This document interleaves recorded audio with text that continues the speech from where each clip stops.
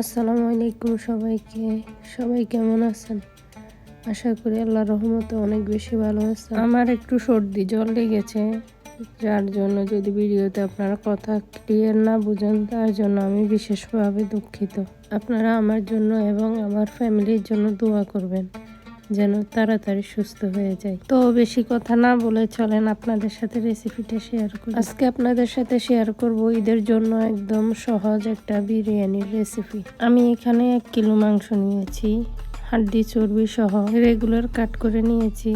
দোকান থেকে যেভাবে কেটে দিয়েছে আমি সেভাবে ভালো করে পরিষ্কার করে ধুয়ে নিয়েছি। এখানে আমি 1 কিলো মাংসের সাথে 1.5 চা চামচ আদা বাটা দিয়েছি, 1.5 চা চামচ রসুন বাটা দিয়েছি, সাথে দিয়ে দিয়েছি 1.5 চা চামচের মতো বাদাম বাটা। আমি এখানে চীনা বাদাম বাটা দিয়েছি, আপনারা চাইলে কাঠবাদাম, কাজু বাদাম যেটাই আপনাদের হাতের কাছে থাকে আপনারা সেটাই দিয়ে নিতে পারেন। সাথে দিয়ে দিয়েছি 1/2 কাপ টক দই। আমি টক দইগুলো একটা চাকনিতে নিয়ে রেখে দিয়েছি অতিরিক্ত পানিগুলো ঝরে যাওয়ার জন্য। সাথে দিয়ে দিয়েছি সামান্য একটু রাঁধুনির গরম মশলা গুঁড়া, দিয়ে দিয়েছি 1 চা চামচ জিরা গুঁড়া, 2 চা চামচ লাল মরিচের গুঁড়া। আপনারা মরিচ গুঁড়া বাড়িয়ে কমিয়ে নিতে পারেন। মরিচ গুঁড়া দিলে মাংসের কালারও ভালো আসে এবং টেস্টও ভালো আসে। দিয়ে দিয়েছি সামান্য একটু ধনিয়া গুঁড়া এবং সাথে দিয়ে দিচ্ছি গরুর মাংসের মিক্স মশলা 1 চা চামচ। এটা রাঁধুনির এই গরুর মাংসের মিক্স মশলা প্যাকেটের থেকে আমি দিয়ে দিয়েছি 1 চা চামচ। এখন দিয়ে দিচ্ছি রাঁধুনির বিফ বিরিয়ানির মশলা 1 প্যাকেট, আমি সম্পূর্ণ প্যাকেটটাই দিয়ে দিয়েছি। এখন দিয়ে দিচ্ছি 2 চা চামচ লবণ। লবণ আপনারা আপনাদের টেস্ট অনুযায়ী বাড়িয়ে কমিয়ে দেবেন। দিয়ে দিচ্ছি সরিষার তেল। আমি এখানে ম্যারিনেট করার জন্য কিছুটা সরিষার তেল দিয়েছি।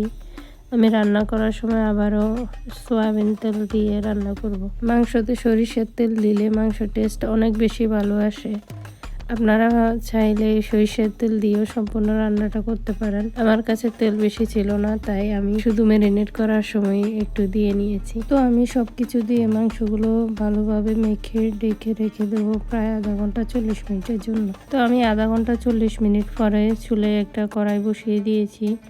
দিয়ে দিয়েছি পরিমাণ মতো তেল। তেল গরম হয়ে গেলে দিয়ে দিয়েছি প্রায় 1 কাপের মতো পেঁয়াজ কুচি। পেঁয়াজগুলো দিয়ে পেঁয়াজগুলো প্রায় 80% মতো ভেজে নেব। পেঁয়াজগুলো এরকম ভাজা ভাজা হয়ে আসলে দিয়ে দেব মাংসগুলো দিয়ে মাংসগুলো কষাতে থাকবো।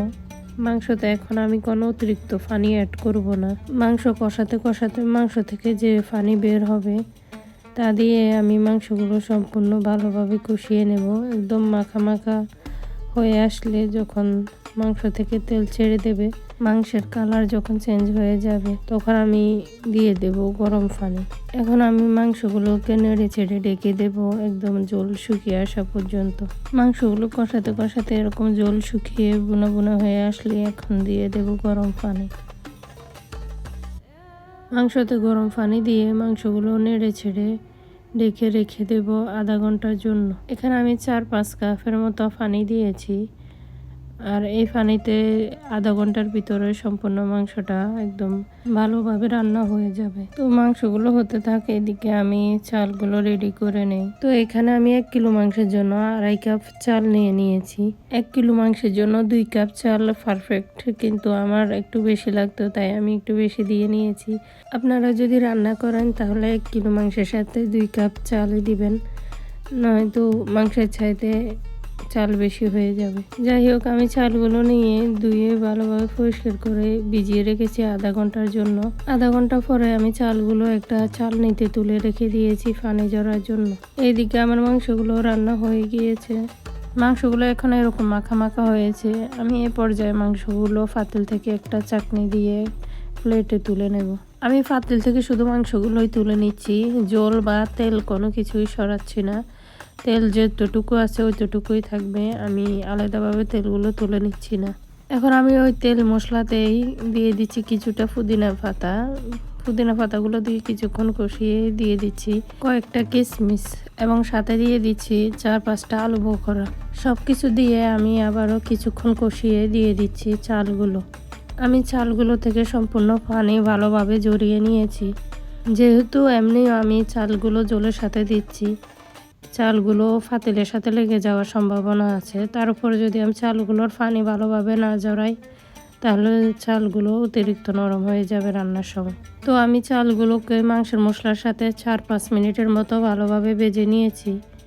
ভেজে নিয়ে এখন দিয়ে দিচ্ছি গরম পানি। এখানে আমি 2.5 কাপ চালের জন্য দিয়ে দিয়েছি 4 কাপ গরম পানি, সাথে দিয়ে দেব 1 কাপ গরম দুধ। সর্বমোট আমি 2.5 কাপ চালের জন্য মোট 5 কাপ দুধ আর পানি মিলিয়ে দিয়েছি। তো আমি 4 কাপ সম্পূর্ণ পানিটাই দিয়ে দিয়েছি। প্রথম ভেবেছিলাম অর্ধেক পানিতে হয়ে যাবে, পরে দেখে যে না, সম্পূর্ণ পানিটাই লাগবে। এখন আমি দিয়ে দিয়েছি 1 চা চামচ ঘি। আপনাদের হাতের কাছে না থাকলে না দিলেও সমস্যা নাই, আমি এটা ফ্লেভারের জন্য দিয়ে দিয়েছি।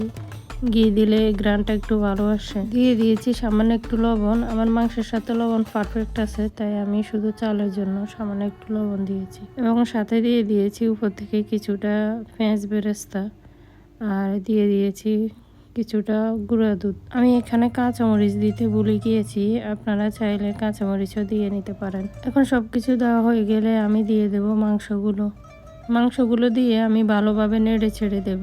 ভালোভাবে নেড়ে ছেড়ে সবকিছু মিক্স করে দেব। এখন আমার চুলার আঁচটা সম্পূর্ণ হাই হিটে আছে। এখন আমি অতিরিক্ত পানিগুলো শুকানোর জন্য অপেক্ষা করব, এবং যেন নিচে লেগে না যায় সেদিকেও খেয়াল রাখবো। পানিগুলো শুকিয়ে এরকম মাখা মাখা হয়ে আসলে আমি চুলার আঁচ কমিয়ে বিরিয়ানির পাতিলটা ডেকে দেব। এখন আমি চুলা থেকে পাতিলটা নামিয়ে একটা তাওয়া বসিয়ে দেব। তাওয়া বসিয়ে দিয়ে আমি বিরিয়ানির পাতিলটা আবারও বসিয়ে দেব। বিরিয়ানির পাতিলটা আমি তাওয়ার উপরে বসিয়ে দিয়ে একদম চুলার আগুন হাই হিট করে দেব। হাইট করে দিয়ে আমি আবারও বিরিয়ানি রান্না করে নেব 4-5 মিনিটের মতো একদম হাই হিটে। এই পর্যায়ে আমি আবারও পাতিল থেকে ঢাকনা তুলে নেড়ে ছেড়ে দিয়ে দিচ্ছি কিছুটা পেঁয়াজ বেরেস্তা। এখন আমি পাতিলের উপরে একটা কিচেন টাওয়াল দিয়ে পাতিলটি ডেকে দমে রেখে দেব 20 মিনিটের জন্য। 20 মিনিট পরে ঢাকনা তুলে আমি আরও একবার বিরিয়ানিগুলোকে ভালোভাবে নেড়ে ছেড়ে মিক্স করে আবারও ডেকে দেব 5 মিনিটের জন্য। 5 মিনিট পরে আলহামদুলিল্লাহ আমার বিরিয়ানি রেডি। দেখতে পাচ্ছেন বিরিয়ানি কতটা জর্জরো হয়েছে। আলহামদুলিল্লাহ, স্বাদও কোনো ত্রুটি হয়নি। তো এই ছিল আজকে আমার বিরিয়ানির রেসিপি। তো সবাই ভালো থাকবেন, আমার জন্য দোয়া করবেন। আর আমার রেসিপিগুলো ভালো লেগে থাকলে আমার চ্যানেলটি সাবস্ক্রাইব করে দেবেন এবং ভিডিওটি লাইক করে দেবেন। সবাই ভালো থাকবেন। আল্লাহ হাফেজ।